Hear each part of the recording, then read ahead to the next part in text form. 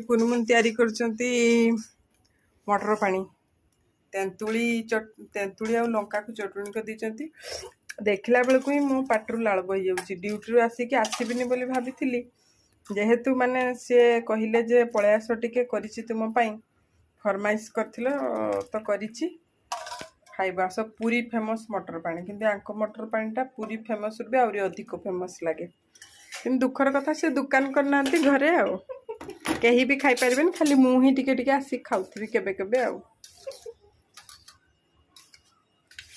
आहा हा देखिला बेलू लोभ हो जाउची पूरा।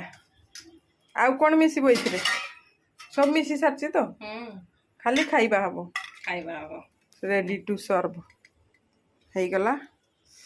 एबे खाइदबा आमे आपण माने खाली देखिकी टिके पाटरू लाल पड़ो था कहीं बहुत ही टेस्टी लगे एटा।